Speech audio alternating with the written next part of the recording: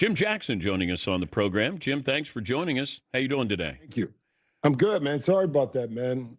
West Coast time got me all messed up, man. No worries. Hey, we got a big W last night with the Clips. I was still celebrating. Yeah, James Harden. James Harden goes for 50. Yeah, it was one of those games, excuse me, where we didn't know what to expect coming off a tough loss against Phoenix, up 20-23.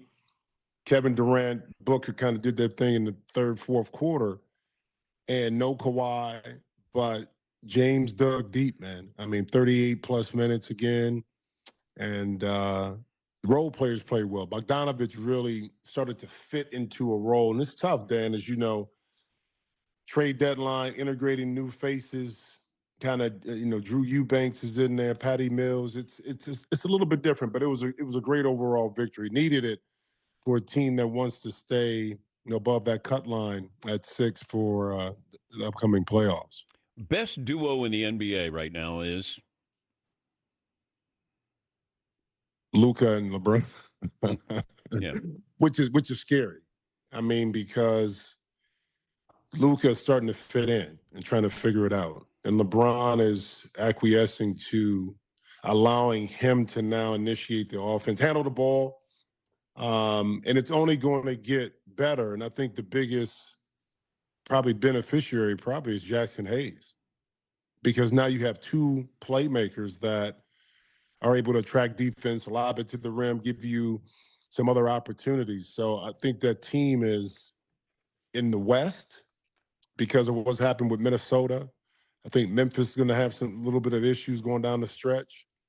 That the Lakers put themselves in primetime position to be a threat to OKC. We were talking about, it seems to be open season on LeBron. Analysts, broadcasters have no problem being critical of LeBron. Mm-hmm. And I said, granted, no social media with Michael Jordan, but yeah, let's say this was reversed. Let's say LeBron came before Michael Jordan.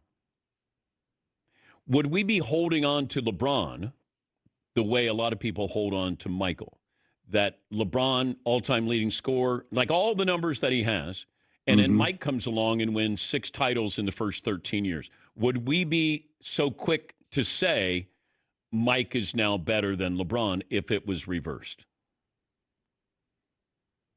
That's a great question because, the narrative around LeBron, it's very interesting because I'm going to say this. I think we're critical in today's world on a lot of stuff, depending on who we like and what we prefer. And it depends on, too, I think it's not only LeBron and the basketball side, it's other things outside of basketball, okay?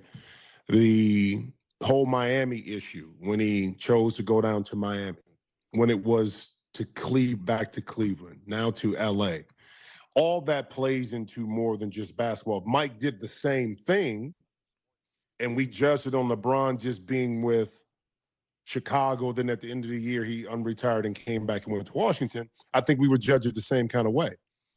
If LeBron had Jordan's mentality back in the day, and Mike had LeBron's with regards to playing more like a Magic, I think we would do that.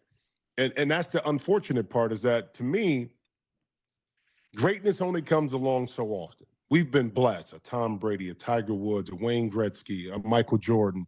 Now we see a LeBron James, a Steph Curry. Guys like this don't come along. But when they do, in today's world, but we did it with Mike, though. They did it with Mike early in his career. They really nitpicked that Mike a lot about he's not able to win a championship the way he plays. Let's not forget that. Now, it wasn't blasted across mainstream news as much because we had newspapers.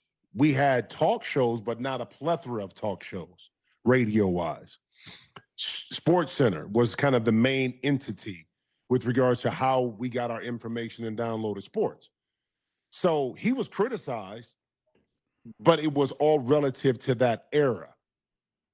LeBron is criticized relative to his era, which is social media and all the other platforms individually, collectively, and as corporations. And that's why we get all of this, I think, backlash for or towards him.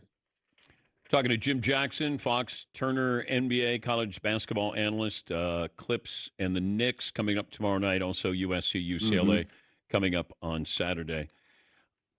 it's still hard to explain Steph Curry because, if you never saw him, and I would say, all right, there's this guy, he might be 6'3", not necessarily fast. I don't know, maybe quick, not a great jumper, but he's the greatest shooter in the history of the game. Mm-hmm. Like somebody would go, no way. No way. No way. No way. What's the one thing that we should really, let's say you're a younger player. Right. What should you focus on with Steph Curry that if you want to be able to shoot, not like him, but you want to be able to be a really good shooter or get your shot off? His footwork.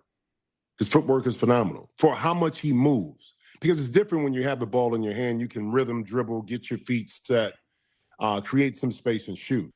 But how much he moves, whether that's in transition, in half court, off of picks. So it's fundamental things to me. One, his footwork and how he squares his body up. Now, he's gotten so good as a shooter.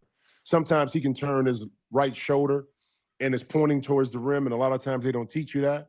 But as a shooter, he's become so much more comfortable with that, he can get away with it, where a lot of players can't.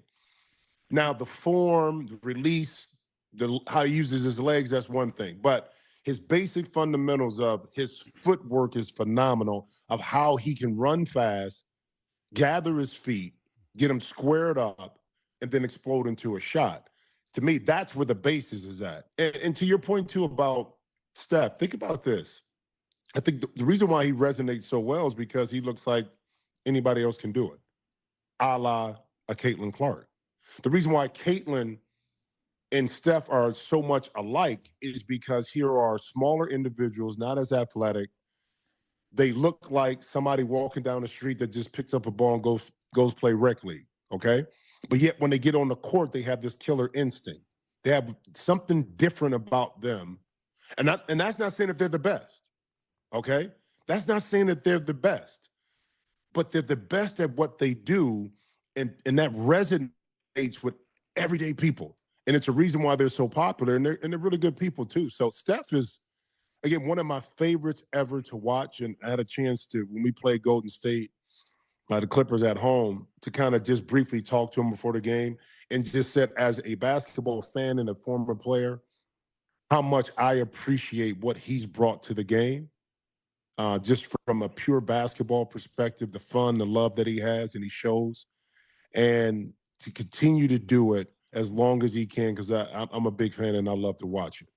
Final 30 seconds. You can have Steph Curry's career or Kevin Durant's. I'm taking Steph's. Oh, okay.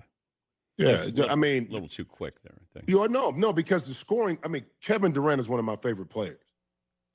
Unbelievable. But the way Steph has been able to get it done, again, two different people, two different situations, two different organizations at the beginning. Out, maybe if they would have kept OKC together, more championships, more continuity, that might be a different answer. But today, what Steph has been able to do and win with one team, that's what you want as a player, because that's your legacy with Golden State. And I'll take that in a heartbeat. Good to talk to you as always. Thanks for making time. Always.